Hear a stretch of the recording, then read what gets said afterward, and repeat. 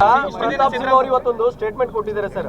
ಮೈಸೂರಲ್ಲಿ ಏನಿದೆ ನಿಮ್ಮ ಮಗನನ್ನು ಕಣಕ್ಕಿಳಿಸಿದ್ರೆ ಅಲ್ಲಿ ಮುಖ್ಯಮಂತ್ರಿ ಸನ್ ಆಫ್ ಪತ್ರಕರ್ತರ ಅನ್ನೋ ಫೈಟ್ ನೀಡುತ್ತೆ, ಹಾಗಾಗಿ ಓಪನ್ ಚಾಲೆಂಜ್ ಕೊಟ್ಟಿದ್ದಾರೆ, ಸ್ವಾಗತ ಮಾಡ್ತೀವಿ ಅಂತ ಹೇಳಿದ್ದಾರೆ ಸರ್. ಏನು ಓಪನ್ ಚಾಲೆಂಜ್? ನಿಮ್ಮ ಮಗನ ಕಣಕ್ಕಿಳಿಸಿದ್ರೆ ನಾವು ಫೈಟ್ ಮಾಡ್ತೀನಿ ಅಂತ ಹೇಳಿದ್ದಾರೆ.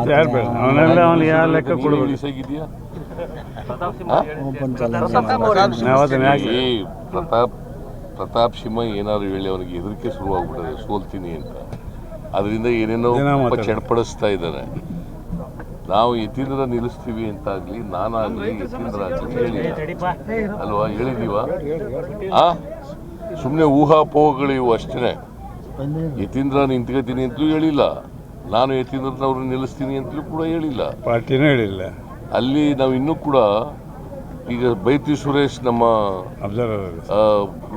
ಅರ್ಬನ್ ಡೆವಲಪ್ಮೆಂಟ್ ಮಿನಿಸ್ಟ್ರು ಅವರು ಹೋಗಿದ್ರು ಅಬ್ಸರ್ವರ್ ಆಗಿ. ಅವ್ರು ಇನ್ನೂ ವರದಿ ಕೊಟ್ಟಿದ್ದಾರೆ. ಆ ವರದಿ ಆಧಾರದ ಮೇಲೆ ನಾವು ಟೇಕ್ ಎ ಡಿಸಿಷನ್. ಲೋಕಸಭೆ ಚುನಾವಣೆ ಸಂಬಂಧಪಟ್ಟಾಗ ಒಬ್ರು ಮಾತಾಡಿ,